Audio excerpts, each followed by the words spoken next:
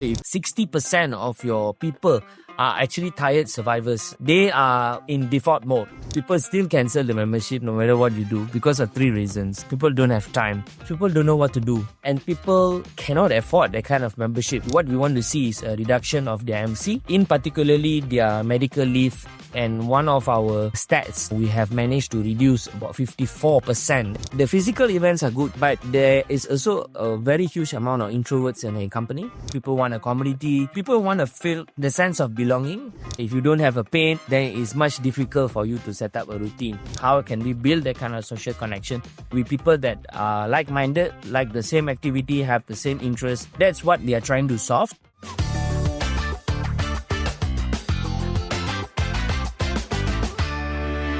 How do you introduce yourself when you meet people for the first time? My name is Paresh. I'm founder CEO of Engage Life.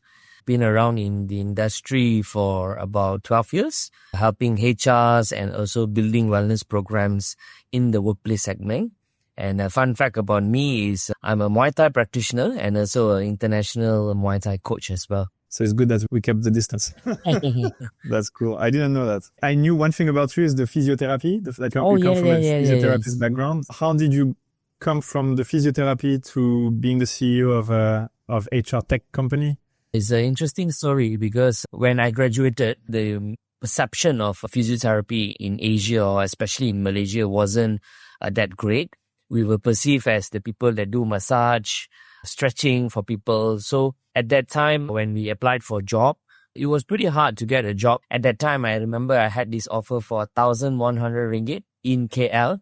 It doesn't even cover rent. That's how I moved into becoming a fitness coach in celebrity fitness. I've applied for the job. It was pretty funny. They told me that, hey, you sure you can work, right? Okay, come in tomorrow. So that's how I started my career in Bangsa, as celebrity fitness as a coach. And I progressed into my last position before I left there was a general manager of celebrity fitness. The true fact is I actually founded the company when I was working in celebrity fitness. So one of our key KPIs was to look after retention. During that time, I realized 3 things. People still cancel the membership no matter what you do because of 3 reasons. Number 1, people don't have time. Number 2 is people don't know what to do. You have these people that 1-2 months, they go to the same treadmill, they use the same equipment, they lose the motivation very easily. And third thing is people cannot afford that kind of membership if the company doesn't subsidize for it. I came to a realization that why not we bring fitness or wellness to the workplace itself, get the company to pay for it, and the staff can benefit from this. And also the company can also get some sort of benefit because in return of the staff being productive, they have a healthier lifestyle. So that's how actually I founded the idea of coming up with Engage Life. And today you work with large companies, smaller companies. Who's working with Engaging Life? I think our primary target will be companies that are 100 and above. Our primary services, which is what we have been doing traditionally, covers companies that are above 100, help them to kind of, increase their productivity, looking at their wellness, looking at their engagement. So we generally work with slightly larger size companies. I would say SMEs with a larger size, GRC, MNC companies. And our latest services, which is primarily we call a wellness club. So that one we cater towards more smaller companies as well, including smaller SMEs and also individuals that are out there. So it's a B2B2C kind of product. Cool. Okay. Very interesting. So you used to be doing mostly B2B and like enterprise or larger businesses. And now you're turning to consumers. Correct. Through the company, but still, okay, cool. Yeah. You come from the fitness world. So is it similar to fitness club or what kind of programs do you have in your offering? As a B2B to C member of the club and as a member of a company who has purchased Engage Life, what do I get? Our services cater towards 2 items. Number 1, we cater towards HRD-based trainings. So it traditionally covers workshop, one-day events, more focus on wellness and also engagement events. We cover things like mental health, first aid, emotional intelligence. We cover basics of the nutrition, how to create your own workout. And we cover quite a large pillar of wellness. So we cover physical, mental, social, environmental, and also financial as well. Each of these pillars, we have different segments of products that company can engage us with, either trainings or with events. The second segment will be more of a program basis. So it's a short-term and also long-term program. So short-term can range from a 3 months program, and a long-term can range from a 12 months to 24 months program. We use a very simple method, education, empowerment, to create behavior changes. Let's say, example, we have a webinar or an e-learning in our app that says, hey, what are the healthy food? What are the food is best for you? What are diets you can eat? And what are the nutrition hacks? Once you learn about that, we will have a challenge and ask you to upload your meal photos, and our nutritionist will audit it for you. That's basically education and empowerment. How we create behavior changes is through practice. We keep upselling you for updates. We'll give you like, hey, a check-in.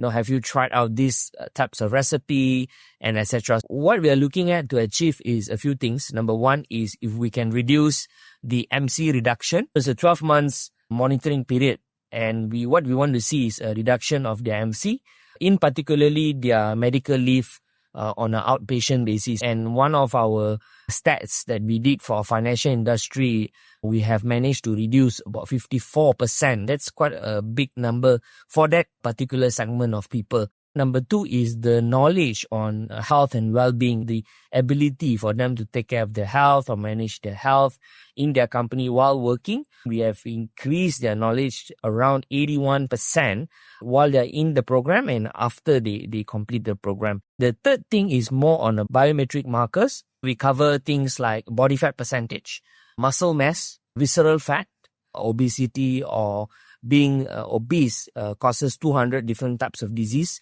And the only way to really measure this or see the impact is through these biometric markers. If you're looking at a 3 months program, we managed to reduce visceral fat by 2 levels, which is quite drastic because visceral fat is more of a diet basis and a lifestyle basis. That's basically some of the stats that we have managed to achieve. The 12 months programs is usually very customized towards the client's needs and also what are the struggles or challenges that they face. So primarily, we are looking at things like engagement. I'm sure that you know that most of the companies do employee engagement survey on a year-to-year basis. What's next after that? I think policy making, governance, employee benefits, all that segment can be covered by the HR. But, if you're looking at the sentiment-wise, you're looking at the stress-wise, you're looking at maybe engagement-wise, that's where we come in and we provide a more customized solution for them. And one of the case study we did for our client in the financial industry that have around 800 packs, we have managed to increase their engagement scoring from 64% across 3 years to 91%. That results was not only contributed by us, but leadership played a very significant role in this. Also, the platform, the centralized platform that we had, including the app, really play a huge part because every effort that the employees put in to take care of themselves, they got rewarded for the effort as well. So they felt that there's some sort of a recognition and reward at the end of the day. The platform really helped because we centralize all the communication into one place. If you want to know about health, want to know about engagement, everything will be in the same platform. So it really helped to centralize that focus as well for the users that, anything in regards of the health and wellness can go inside a single platform for them.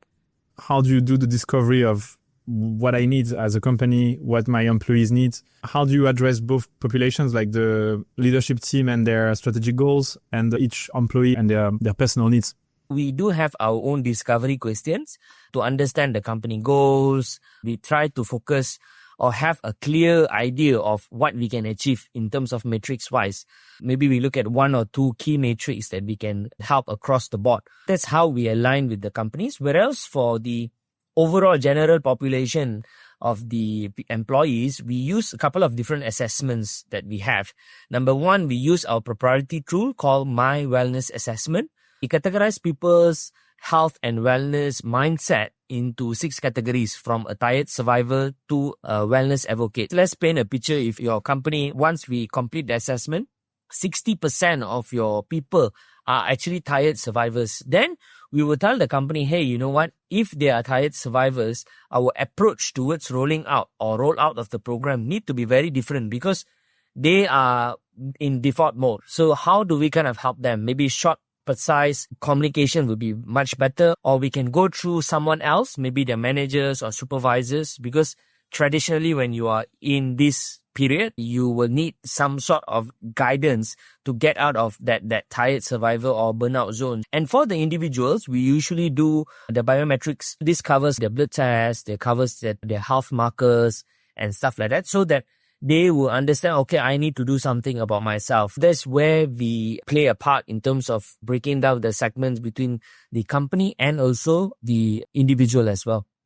Okay. And what is the most common trigger for people to start an intervention with you? When do they call you to come? I think it depends on the companies. If you are looking at the Malaysian companies, generally the companies that are in Bursa, they do have a ESG or sustainability report that they need to do on a year-to-year basis. So it's something that they need to prioritize when it comes to the social part.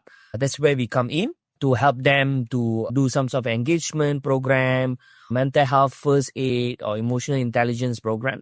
But we work across different segments. We work with the engagement team. We work with the L&D team as well. These are a few different aspects when they come to us. Number one, they will probably have some sort of issue with retention and also engagement, whether they are finding it hard to retain their employees, finding it hard to engage with their employees because of the cross generations that are happening in their company, or the company is having too fast pace and stuff like that. So that's the first one. The second one is quite common in terms of outpatient, or we say the medical claims or higher insurance premiums on a year-to-year basis, because generally medical insurance premiums, if you're looking at a company of a size of 100, you are probably paying additionally every single year, maybe 30 to 40% in terms of medical coverage due to, number one, inflation of medical. Number two is the claim of your employees as well, especially outpatient, where they go to clinics, they take medication and stuff like that. So that's where usually they will call us to come in to either contain or to look at specific interventions for specific group of people. The third one, of course, like I mentioned, they will want to cover their KPI for Bursa reporting. So that's where they will ask us to come in to plan out the comprehensive program. And the fourth one is pretty interesting, because these are some of the segments that we haven't worked before, but this year we are doing a lot of work on that segment, especially in the L&D segment. They have all this soft skill training, team building, and etc. So now they're using a lot of our services, especially the sports mentality, or how to bring the sports mentality to the workplace to build character for people. It's part of the L&D process to build character as well, and also bridging the communication between the workplace or different generations. So these are a new segment that we work a lot more in this year, and the trend is increasing, especially with L&D, because people are really bored with the traditional L&D concepts that you go for 8 hours course, 4 hours course. So they want to look for something dynamic. Can I play pickleball and learn something from it? The discipline, the camaraderie, the teamwork, the strategy part, which in return can be also applied in the workplace. You basically are doing intervention for long-term change. So when you do 12 months or 24 months program, there's enough time to do habit building. You started talking about events and workshops and training. So I imagine it was more like punctual interventions. What is your biggest insight when it comes to maintaining change in the long term? So avoiding the cancellation of the gym membership, continuing the diet, all those things that require a lot of willpower to start, but also to maintain. What's your advice for people to keep the momentum and keep the good life going? I think two things. Number one is mainly to build that kind of habit or build up a routine. It's very important to build up a routine wherever you are standing in your life. I think when in work, in family, in your personal relationship, you all require some sort of routine, right? Because if you have a good routine, your routine is very solid, then you'll be able to sustain that kind of lifestyle. Number two is to have the discipline to continue that routine, because a lot of times we do have challenges, we do have obstacles. So how do we overcome it and stick to the discipline, which means finding a way somehow rather to kind of continue it, or finding a way how to solve the problem and continue do the routine. So this will be my main two advice to people, to create a routine for themselves, or even for the companies. If you want to start doing something, you have to create a routine first. People need to feel that you are doing something in a long-term basis. There is a routine put in place so that people are able to join, people are able to sustain. That's number one. And number two is having the discipline to do it. That means having that follow-up, the ability to say, hey, on the tough days, I'm still going to do it, or I'm going to find a time to do it. So that is the two advice that I will say is very key in terms of doing any sorts of intervention or prevention programs. So how do you start a routine? I'm the HR and I want to bring change and create that routine. What is your recommendation from an organizational standpoint and your insights for people to be able to implement it? Yeah, I think two things. Number one is they need to find a clear pain point, or what is the big pain point. If you don't have a pain, then it's much difficult for you to set up a routine. The pain can be maybe a retention issue. It could be poor communication in the workplace. It could be very bad performance by the employees. Number two is love. I think if you don't have a pain, you need to find love, because if you don't love your people, there's a very good quote by Sir Richard Branson: when you invest in your people, or when you take care of your people will take care of your business. And a lot of companies do say that I love you or I take care of you, but it's simply just a plaque in the wall, right? So it's not something they instill in their culture from their managers to their leadership. I think these are two very good reasons, or very good way for you to look at where you want to start, and from there set up a routine of how can you love your people better. Simple things like a gratitude jar, a Monday morning quick breakfast together. These are things that you can do to cultivate that love culture in your company as well. And where else is for pain point, you somehow rather want to find a way to solve it, right? You don't want that headache to be there always, and it keeps on getting you more headaches and migraines, right? So you want to find a way to do it. These are two good things I would say for companies if they want to start as a HR. Look at your pain point, or, find a way how to instill love, or find love to be instilled in your culture. So you're talking about HR towards the leadership team. How about HR implementing a program and making sure that the people can start a routine? Let's say that you want to change the mindset of the entire company on one topic. How do you start creating that routine? How to make it successful as an HR towards your people? As a HR towards your people, number one is the communication out to your people needs to be very collaborative.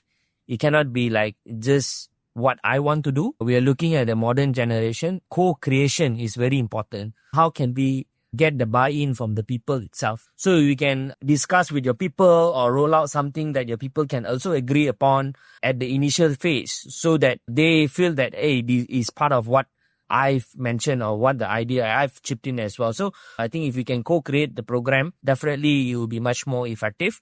The second one will be, how can we market the program better? A lot of times when we roll out programs or roll out a system and stuff, it's not marketed properly. You just say, hey, we are going to do this now. Here you go. Take it and do it. There needs to be some sort of marketing put in place. Like how we buy products, right? People will fall for that marketing. And how do you market that communication out very clearly in terms of, okay, I'm doing this for you, right? It's because I care for you. I'm doing this so that you are able to carry out your best work in your workplace. And number three is having a very clear idea of the start and the end. Because a lot of times when we roll out something, it's always about one-off, or just covering our KPIs, or just doing something so that I show that I do something. So it needs to have a very clear end goal. Begin with the end in mind is something that we always learn and always say to our clients, right? So how does the end look like? Where is the end going to look like? And what is the end result going to look like? That is what I will recommend to HRs to look at for the three items. When you started earlier, you said there were 3 reasons to cancel a membership. I don't have time, I don't know what to do, and I can't afford it. Those 3 are beliefs, because everyone has time. You have time for everything that you want to have time for. You don't know what to do. You have ChatGPT or Google, so you can know what to do, and you can't afford. Well, you're probably spending money on other things, and health is expensive when you get sick. Those 3 are beliefs. How does engaging life, and how do you personally reframe mindsets for them to believe they can do it, for them to believe the right things, for them to follow through? So how do you do mindset interventions? We use a very simple mental reframing concept called easy, better, faster, cheaper. It's created by Shingo. So Shingo is one of the guys that created Toyota lean manufacturing technique, and how he break down the concept is pretty easy. So start with something easy first, because if it's not easy for you, you will never be able to do it. I always had this story in mind that I had a client. He was in KL, the main city of KL. He's in near KLCC area. He works there. He finished works at 6 o'clock. He have to take his bag, drive to, that time he's in Bangsa, drive to Bangsa. It takes him about 1.5 hours to get to Bangsa, find a parking. That time there's no parking. Find a parking and then go to the gym. It's already 2 hours from where you are to go to a gym. Do you think you will sustain? Do you think you will have that motivation to do it further? So you need to make it easy, right? KLCC park's right behind. So I told him, hey, dude, just cancel your membership.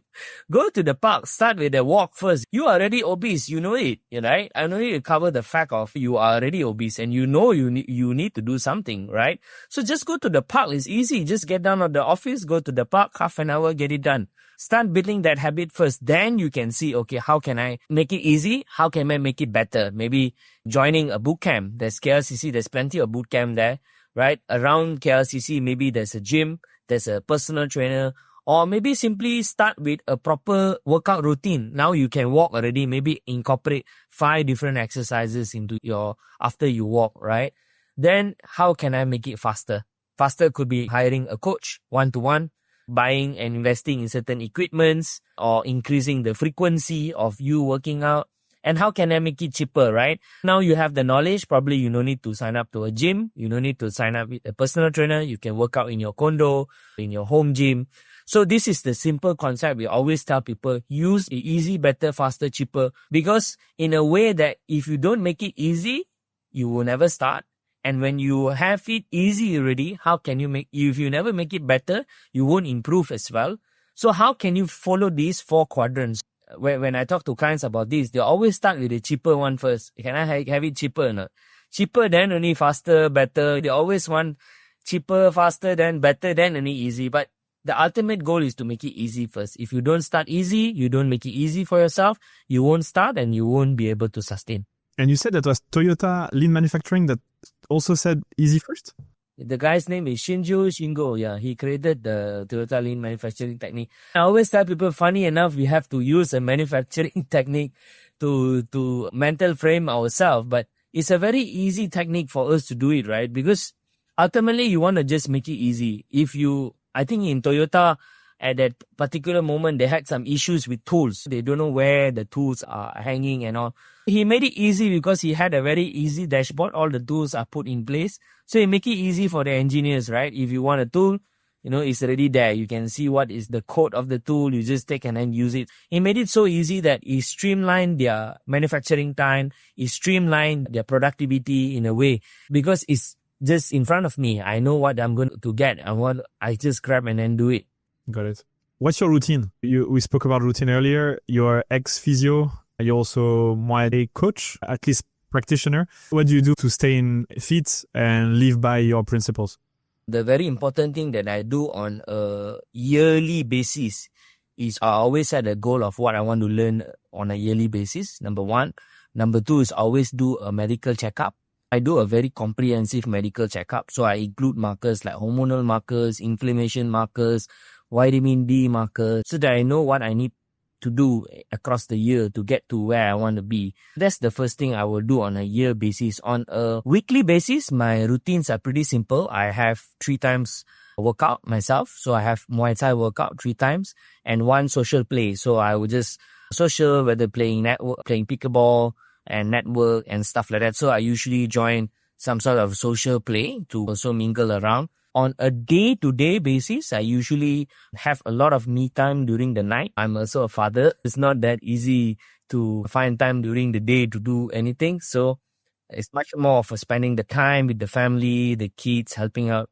I don't have a maid as well, so we do take care of the kid ourselves. On a day-to-day basis, I consume some supplements on the night. I go through my supplements list. I have zinc, magnesium, vitamin D. I go through some sort of meditation as well before I sleep. So I think that's basically a bit of my routine on a day-to-day basis, week and also year. Amazing. The earlier definition or presentation of your programs, you were talking about physical, social, financial. Can you go through them a bit slower so we understand? So the concept is not created by me. It's created by Paul J. Meyer, right? Paul J. Meyer, he's the father of self-improvement.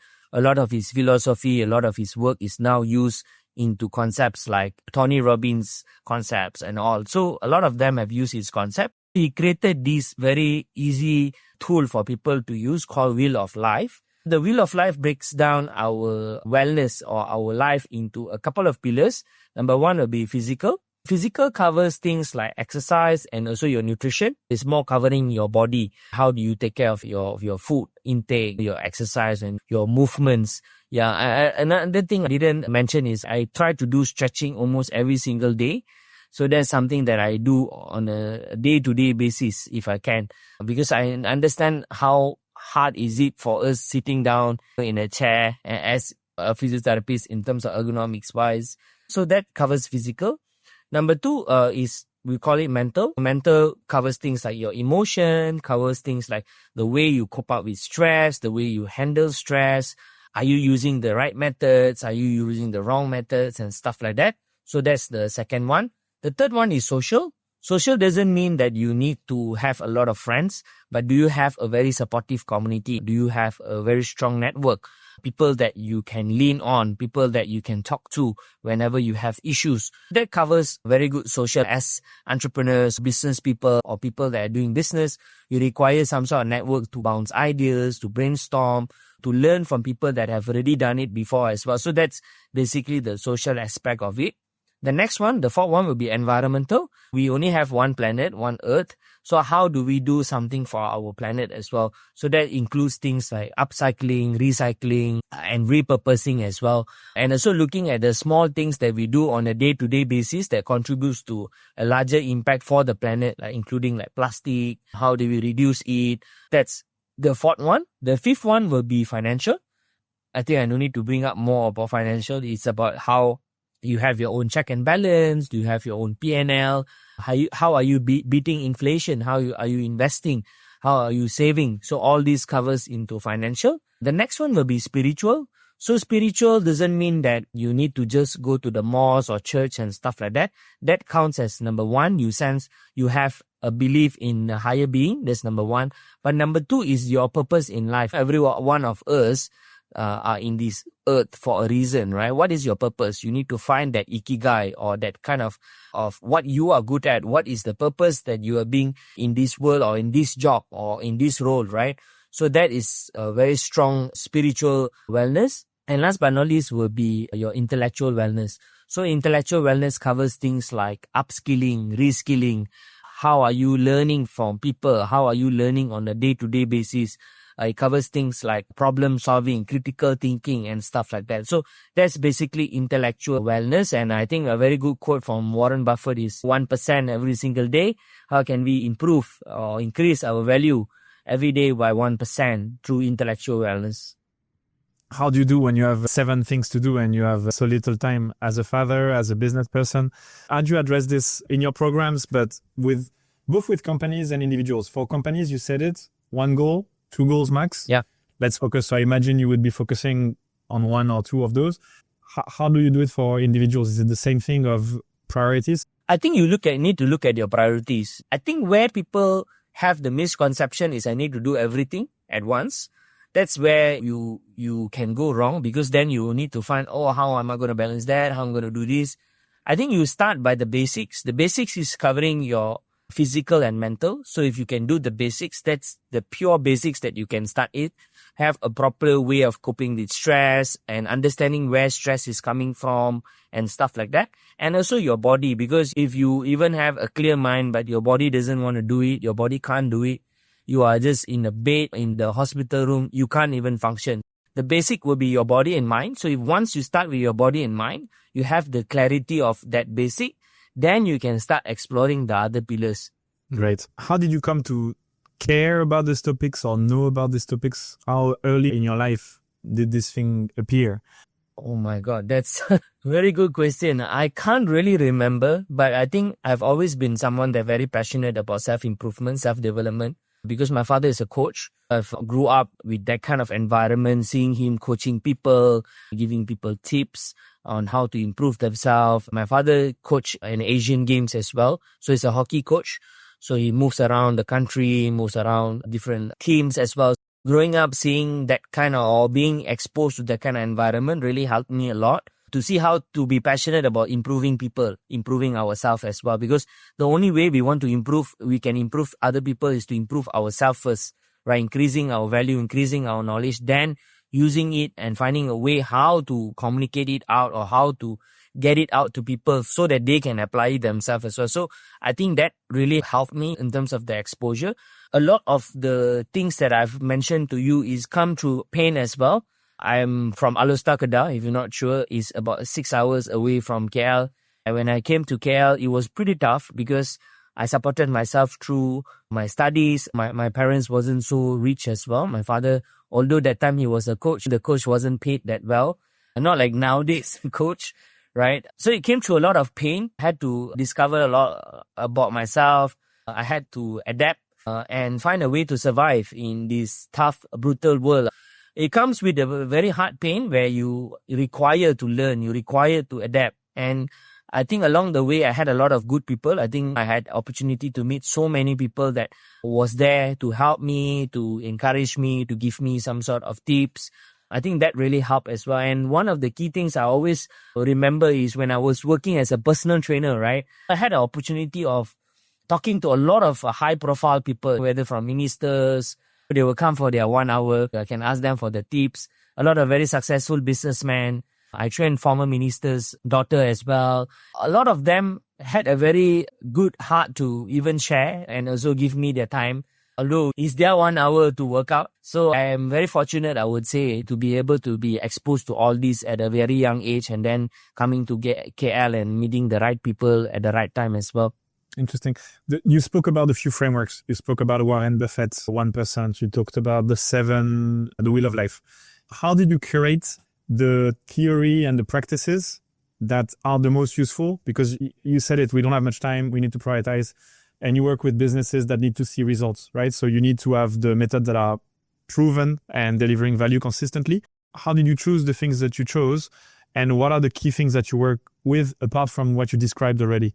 First of all, very important to understand where the company's overall landscape is at. I think if you're looking at companies these days, it's very fast moving. Companies always are very revenue driven. Ultimately, how can we get the revenue in? How can we get profitability up? We need to be very mindful of what are the key drivers in the company. These are very key drivers. I think automation, adaptation towards AI is another huge topics in the company. And also the local landscape. What are we happening in the local landscape? Mental health is increasing. People are obese. 54% of the Malaysian population are obese. So all these statistics really help in terms of getting us the know or the how or the why. From there, customizing the right solution or using what kind of framework to be applied to the company. If, let's say, example, you are in a very fast-paced company, everything is about revenue, everything is about the ROI. So then what kind of approach needs to be used is very different from companies that can go from maybe 10%, 20%, 30% slowly. So we probably have to look at a framework that works for your managers first, because your managers are the drivers of the people. If you are in a much more of a culture-friendly company, right? Let's say, example, this company is like, very open towards building the culture with you. They can spend 1 or 2 years, then the approach can be a bit different. So it's a very much company basis and the landscape basis. It all depends on the talents that they have, the industry that they're in, and also the leadership buy-in, and also the people that are in there. Because sometimes when you have the right framework, you write everything, but you don't have the right people, also it's useless. So my answer can be very subjective, but it all depends on the overall landscape of what's going on at the company. From there, we will pick and choose what are the framework works for their people and also them. So not one size fits all. Got it. And you described your process. I'm going to go back to the point where you have the strategic goals. You do the co-creation with the employees, I imagine. At what point does the app and the automated thing appears in the program? We will definitely let them know at the front, at the start of the conversation itself, what are the solutions available. But we pride ourselves to do some sort of co-creation, because Usually the solutions out there are very fixed. It's like, okay, I have this mental health service. This is what I'm going to give to you. There's no more customization involved. So what we do is a bit more different. We do a co-creation group. So we will bring in a specific number of employees and then we co-create the program. We will say, okay, these are things that you need to fit in. These are things that good to have. These are things that need to have in the company right now. Let's work on something that can be implemented right away and is much more acceptable towards the people, right, in the company. So that's what we usually do with the company so that we can have a co-creation group. And this co-creation group is good because they will then be one of your drivers because they have co-created with you. They will be some sort of like influencers in the company that will preach and also encourage people to join the program. That really helps in terms of the rollout as well. That's the first step that we usually do with the company, I would say, for the co-creation group. There's some sort of customization, there's some sort of buy-in from the people as well. Okay. And who in your team is doing this? Are you involved in every project and you're the one doing those discoveries and those design of programs, or you have different people doing that? I have a lot, but I still do a lot of the thinking and also inputs. I wish to have more people involved in it, to train someone to reach up to that level, to do it's like some sort of consulting work, right? It requires a certain amount of experience to do it, to see certain data, certain issues that are facing, look at the local landscape and advise the company accordingly. Myself and also my HOD team. So I have a HOD team. We have a clinical psychologist, a nutritionist, a fitness trainer, environmentalist as well, and also corporate wellness expert. So these are people that are around us that help to co-create what we have today. And we use different tools to facilitate this kind of conversation. So one of the tools that we use is the My Wellness Assessment. We do card games tools as well. We use something called 23+1. It's basically a card games that they will play and then we can facilitate it. So there's a few different tools that we actually use. And also it helps when the company already have something because usually the companies already do employee engagement survey or they already have some sort of data in terms of where they are or what are the key challenges they want to address. It helps when the company already know. 60% of the companies that come to us or they inquire about our programs already know what they actually want. They just want to find for an alternative or a solution that are much more effective, or they want to optimize what they already have. These are a couple of things that will help when the company already have something in place. How do you do the balance between the online world? So you talk about hybrid. How do you balance on the online world and the physical experiences? Because as humans, we connect better face to face. Most of the time we process events better if they are, or like we process information better if they are events, physical events. So how do you do to craft the learning journey or the programs in a way where you have the right amount of physical events, but without too much cost? Because the more physical events and the more synchronous experiences, the more costly it is for the company and for all the people involved. I think one of the key things that we use is a game-like method. So we call it gamification. I'm sure you are very familiar with this. It all comes up to the game, right? So at the start and the end of the year, this is the game you're going to play, which is to take care of your health and wellness. So everything within the game gains you points or gains you badges or recognition. It then connects seamlessly the online and also the offline world. One of the key challenges I feel that we are facing these days is the physical events are good, yes, but there is also a very huge amount of introverts in a company. Number two is there also a huge amounts of tired survivors in a company, that people that don't care about any sorts of event, that you don't care about anything that you do as well, right, for them. Number three is the space in the company. There's a lot of restriction within space. I have 100 people, but I only have a space of 20 people that I can cater to. So then how are you going to break it down? As you say, when I do more activities, it costs the company even more. That's where the hybrid model works, because we can cater towards the people that are there and the people are not there as well through webinars or through some sort of interactive learning through the app as well. We do have an e-learning style model where you have to see the video, there's notes, there is assessments for you to do, and in return you get something in the end of the day. The gamification element is where it makes us a bit different from most of our competitors out there, because we gamify that experience for the company in terms of the hybrid solution where you connect the physical and also the virtual. In terms of the journey itself is always a learning process, to be really honest with you. We always have to customize further or change something when we are already doing the program. It doesn't say that, hey, once we roll out the program, everything be fine, you just follow. But throughout the experience that we have, and of course, there's always shift in terms of the trend, right? You see now people are focused more on the short size videos rather than a long size videos.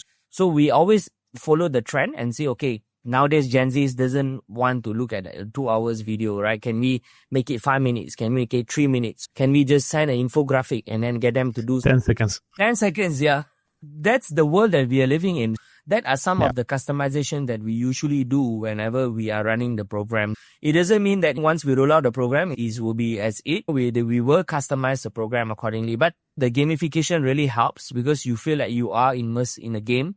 And if you are a gamer or you played games before, you feel like, you are part of the community, you are part of the game, you will follow the next series. That's basically that kind of mindset and that kind of community and interaction that we want in our programs and platform. That's a great transition to the B2B2C program that you talked about, the club. It's a new thing, I understand. How did it come to life? That's exactly the insight you just talked about, no? Yeah, I think a couple of things that we are looking at. Number one is the trend in terms of wellness has really shifted. We are talking about social wellness these days, right? After post-COVID, a lot of the trends have shifted into more social, more community-centric wellness. So people don't want to do it alone anymore. People want a community. You have more of a sober parties rather than drinking parties these days, right? People want to feel the sense of belonging. People want to feel there is a third space for them. That means a community for them. That's where we see the first trend shifting that we need to act upon as well, number one. Number two is we feel that sometimes when we work with companies, there is certain limitations on things that we can do and we cannot do because we are bound by PDPA, we are bound by the agreement that we have with the company and also the goals of the company, right? We cannot go far away from what the company or the company's purpose or objective that they want to achieve for this program. So sometimes we are also limited in that way. And the third one is basically how can we build our own community? We always build communities for the companies. Take care of your culture, right? If I go to brioHR, we do a program. Everyone in brioHR will be happy. You have a community, a good culture. But what about us as Engaged Life? We don't have our own community. That's where the idea came about. And how can we build our own community? People that follow us, people that believe in our programs. And also without any limitations, we can cater towards different segments, different price points because not everyone have the kind of affordability. If the company want to invest, the company also have their own budget. How can we cater towards that? And also the trend is very important towards following the trend as well in terms of building that kind of community, that third space that people feel that kind of sense of belonging. So that's where we created the Wellness Club, the Engaged Life Wellness Club. We have just started. We gathered close to 1,000 members already on our app. And we hope that we will further improve in a way that people see what we are trying to do and people buy in towards that idea as well. What is it like now, the experience in the Wellness Club? So what do those 1,000 people do on a weekly, monthly basis? On a monthly basis, we do have our community events. Just take this month as an example. We had our Pickleball 101.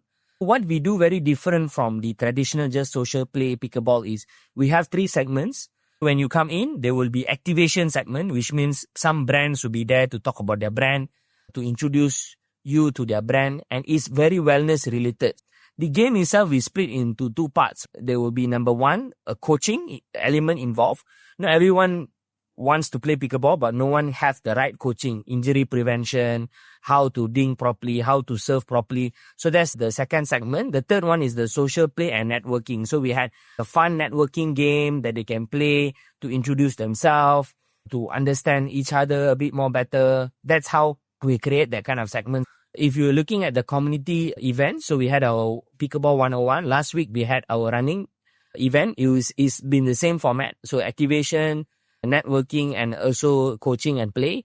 Next week, we do have our strength training basics that is in the same format as well. I think in terms of what can they do, Number one, they join the app. They able to get some sort of free tokens. The tokens then used to join events. Number two is they are able to access towards programs in the app. The programs can be a 7-day, 30-day program. We have one mindful journaling. How do I learn to journal better? So it's a quick video and then a quick check-in for them to understand how to start journaling, how to apply journaling into their daily life. And also there's a follow-up in terms of the check-in as well. That's number two. Number three is challenges. So we do have our monthly challenges. Let's say example for a month of September, you run in a heart shape and then you get something in return from us. That is the challenges that we have. The fourth one is the secret chats. The secret chat is where we want to get the community together. We will post up a controversial topic. Then you can discuss anonymously. So you can comment and discuss and share your thoughts anonymously. So everyone can be more open in terms of sharing what their idea is and what the struggle is. And last but not least, we do have a shop as well that they can shop for wellness and health materials or items. And how does it connect to the B2B side? So what the programs you do in companies already, how do those two initiatives or those two programs are interacting? We separate it into two parts. If you want more of a customized program, you want something more tailor-made towards your company, then you do our B2B solutions. But if you say, hey, Paresh, I just want to start something, but I don't know how, and I just want to join something that is already going on, then we will introduce you to the wellness club that you can provide for your employees as employee benefit. You can probably sign up 100 tokens and give out these 100 tokens to your employees. Your employees can use it to join our events. These are I would say in terms of connection of the bridge-wise, it could be two ways. One is you join a very customized program. One is you join a bigger community. And if you are already doing our programs, once you completed our programs, you can, as a user, you can join our wellness community as well if your company doesn't continue on with us. That's cool. Okay, super. What's the future of Engage Life? The future is definitely the wellness club. We are looking to build multiple products under the wellness club. We are looking to have more regular events, to build some products that own internally. We are rolling out our sleep and stress supplements called Tamba. Tamba is like plus, so it stands for plus. That is the few product lines that will come in handy in the wellness club. And of course, we're also looking to acquire other wellness communities as well. I think the bigger goal for us is to create a third space for people. A third space being having small retail pods, or we call it a container, that we place around the KL or around Selangor or around Malaysia, where it connects you from the app to the pods as well, for you to work out yourself or for you to chill out yourself. The space that we are looking at is like a container space that's split into two. We'll have some sort of gym segment that you can do it yourself. And then the half of the container will be more of a personal space where you can read your books, you can have a cup of coffee. This is something that we are looking at the future when hopefully we are able to fundraise as well to do that. So this is the few things that is in the pipelines for Engage Life in the next 3 to 5 years. Okay. And for HR people that listen to you, what's the first step they can take to discover Engage Life and to think about how to work with you? Is it better to start talking with you right away, or is there some kind of white paper document they can go through to discover your offering? You can definitely follow me on LinkedIn. I'm pretty active on LinkedIn. I share a lot of knowledge on LinkedIn as well. But if you want to start somewhere or you don't know where to start, you can check out our article on how corporate wellness programs helps you and what is its benefit. That's a very good article on the basics of corporate wellness, its ROI, and how can you start. And then consider if you want to make a next move, just drop us a hello or hello@Engage Life and check out our website. I think that's pretty much how you can start working with us. Got it. And the events that you talked about, so you spoke about running, pickleball, strength training. What other events are you planning? We are having a few more in the pipelines. So we will have a mental health day that is coming up that covers different activities in that day. And we were also having drink and coffee, play pickleball and having coffee. So we are trying out very different thematics events. There will be a team involved and there will be some sort of issues that we are trying to address. Let's say example for these pickleball sessions, we are actually addressing the loneliness epidemic that is happening. So a lot of us don't realize that although we are working in a corporate environment, sometimes we can be very lonely, right? So how can we have that kind of social connection? How can we build that kind of social connection with people that are like-minded, like the same activity, have the same interests? That's what we are trying to solve.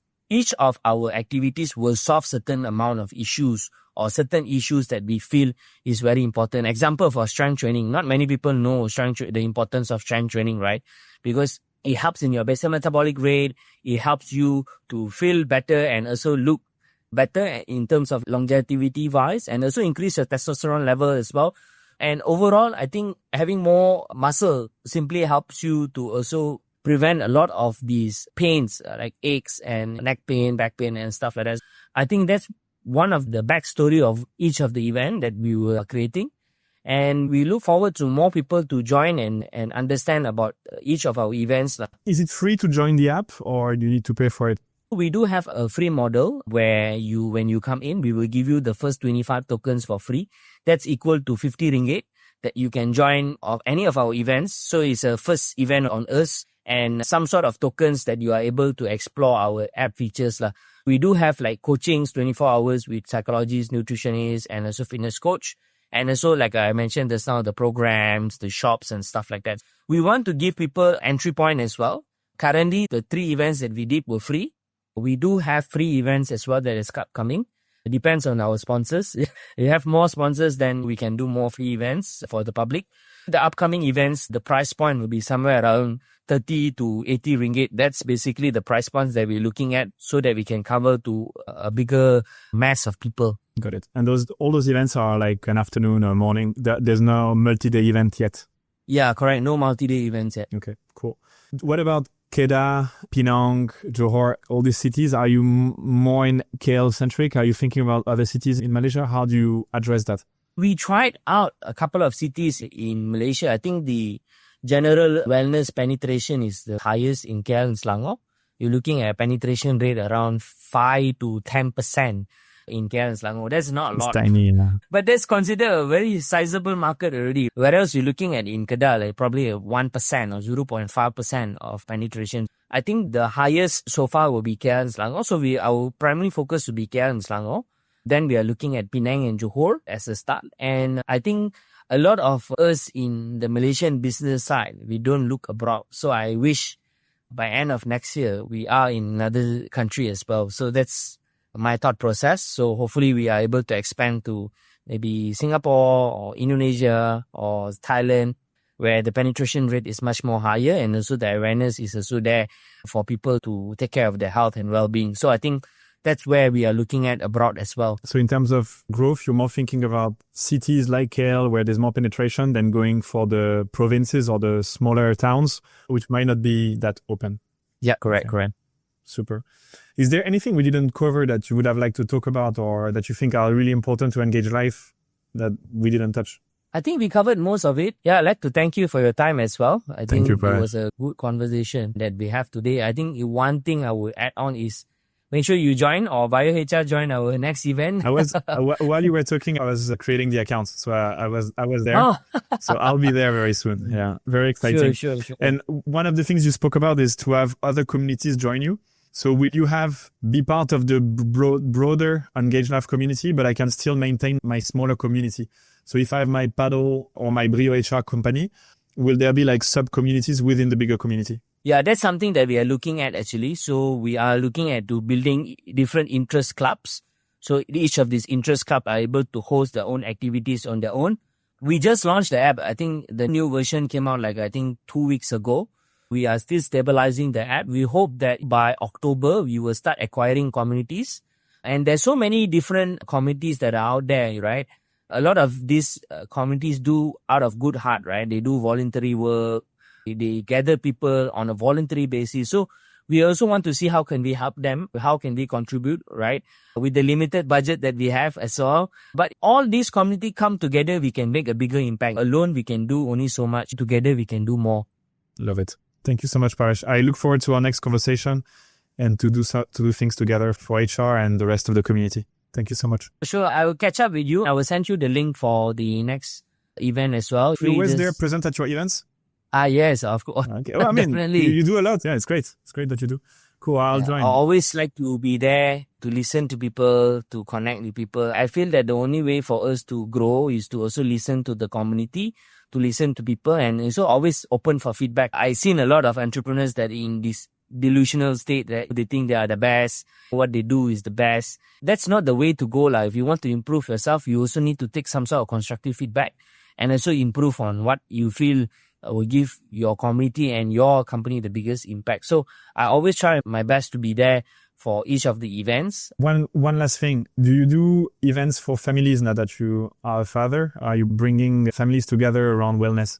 Yeah, I think that's one of the big topics that not been explored a lot. If you can get a whole family together and do a wellness or health day, that is a great thing that I'm thinking of. There's a good point from your side. We are looking at 1 or 2 events that incorporate the whole family doing it together, and also pets as well, looking at how can you bring a dog, a cat to the event. So I think that's something that we are also exploring internally. But yeah, I think the family concept of now being a father, you know, it's not about you anymore, right? It's about your kid as well and how you want to cultivate that kind of mindset early on for them. That's something that we are also looking at in our pipelines. So hopefully I will see your family in one of our family. It's easier for me to come if you're inviting the entire family. Yeah. The last one we did last year in August is a family event. It was a wellness at the park with the family. So we had some kids activities. We had a bus where there's toys that people can play, the kids can play and stuff like that. But yeah, you brought up a very good point actually, because that's a very big market that's untapped, especially the family market where everyone comes together as a family to do it. Yeah, sounds good. And also those years are foundational in the development of your awareness of health. Right. And I think that had a big impact on you personally. Yeah. So having this for our kids is cool. Yeah. Thank you so much.